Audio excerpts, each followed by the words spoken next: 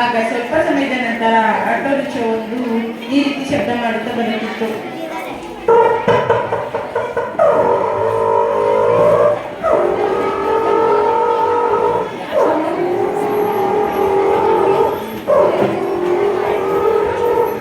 ನಂತರ ನಾನು ಅಜ್ಜಿಯ ಮನೆಗೆ ತೆರಳಿದೆ. ಆಗ ಅವರ ಅಜ್ಜಿಯ ಮನೆಯ ನಾಯಿಯೊಂದು ನನ್ನನ್ನು ಗುರುತಿಸದೆ ಸಿಟ್ಟಿನಿಂದ ಈ ರೀತಿ ಕೂಗಿತು.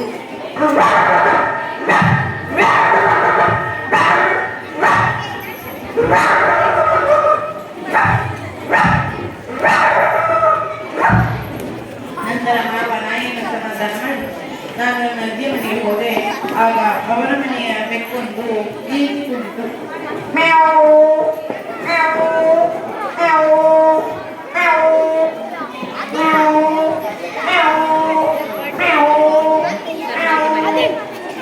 ನಂತರ ನಾನು ರಾತ್ರಿ ಆದೊಡನೆ ಊಟ ಮಾಡಿ ಬೆಳಗಿನ ಜಾವದಲ್ಲಿ ಇದ್ದೆ. ಆಗ ಅಜ್ಜಿಯ ಮನೆ ಕೋಳಿಯಲ್ಲಿ ಬೀಸಿ ನಿಂತು.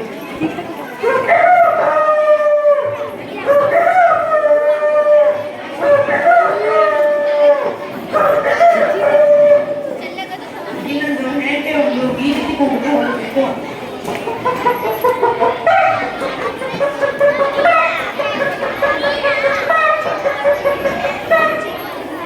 ನಂತರ ಕೋಳಿ ಹೆಂಡತಿಯ ಮನೆಯಲ್ಲಿ ಈ ರೀತಿ ಶಬ್ದ ಮಾಡುತ್ತಾ ಹೋಗುತ್ತಿತ್ತು.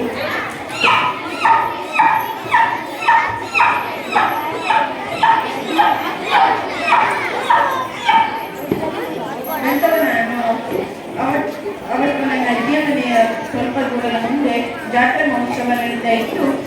ಆಗ ನಾನು ನನ್ನ ಆಂಟಿಗಳ ಹೊರಟೆವು. ಸ್ವಲ್ಪ ದೂರ ಹೋದ ನಂತರ ಜಾತ್ರೆಗೆ ಹೋದೆವು. ಆಗ ನಮ್ಮ ಆಂಟಿಯ ಮನೆಗೆ ಆಟಿಕೆಯ ಅಂಗಡಿ ಕಣ್ಣಿಗೆ ಬಿದ್ದು ಅವನು ಈ ರೀತಿ ಹೇಳುತ್ತಿದ್ದನು.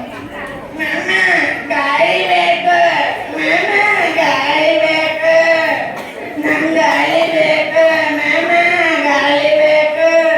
ನಂತರ ಆಂಟಿ ಅವನನ್ನು ಸಮಾಧಾನ ಮಾಡಿ ಮುಂದೆ ಹೋದರು. ಮುಂದೆ ಹೋಗಿ ಜಾತ್ರೆ ಎಲ್ಲ ಸುತ್ಕೊಂಡು ಬಂದು ಆಮೇಲೆ ಲಾಸ್ಟಿಗೆ ಆಂಟಿ ಮಗನಿಗೆ ಕೋಪ ತಾಳಲಾರದೆ ಅವನು ಸಿಟ್ಟಿನಿಂದ ಈ ರೀತಿ ಹೇಳಿದನು. ಮಮ್ಮಿ ಅವರೇ, ನೀನೇ ಕನ್ನಡ ಕಟ್ಟಿ ನಂಗೆ ಏನು ಕೊಡ್ತಾವಲ್ಲಿ, ನಂಗೆ ಗಾಡಿ ಬೇಕು, ಎಲ್ಲ ನೀನೇ ತಗೋತಿ, ಬೆಲೆತಿ, ಬ್ಯಾಗ್ ತಗೋತಿ, ಬಲೆ ತಗೋತಿ, ಎಲ್ಲ ನೀನೇ ತಗೋತಿ, ನನಗೇನೋ ಕೊಡ್ತಾವಲ್ಲಿ ಅಂತ ಕೊಡ್ಬೇಕಾದ್ರೆ ಆಂಟಿ ಅವನಿಗೆ ಆಟಿಕೆಯನ್ನು ಕೊಡಿಸಿ ಮನೆಗೆ ಕರೆದುಕೊಂಡು ಬಂದರು. ನಂತರ ನಾನು ಅಜ್ಜಿಯ ಮನೆಗೆ ಬಂದಾಗ ನಮ್ಮ ಟಿವಿಯಲ್ಲಿ ಬಿಗ್ ಬಾಸ್ ಅನ್ನು ನೋಡ್ತಿದ್ದೆ.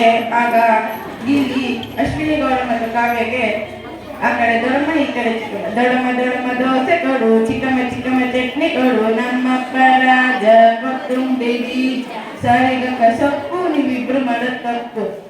ಗಿಲಿ ಗಿಲಿ ಗಿಲಿ ಏನೇನು ದಬಾಕಿದೀಯಾ, ಗಿಲಿ ಗಿಲಿ ಗಿಲಿ ಏನೇನು ದಬಾಕೊಂಡಿದ್ಯಾ, ಒಳಗಡೆ 2 ಬಕೆಟ್ ದಬಾಕಿದ್ದೀನಿ. ನಂತರ ನಾನು ರಜೆ ಮುಗಿದ ಕೂಡಲೇ ನಾನು ನನ್ನ ಮನೆಗೆ ತೆರಳಿದೆ. ಆಗ ನನ್ನ ಮನೆಯ ನಾಯಿಯೊಂದು ನಾನು ಬಂದದ ಖುಷಿಗೆ ಪ್ರೀತಿಯಿಂದ ಇರಿದುಕೊಂಡು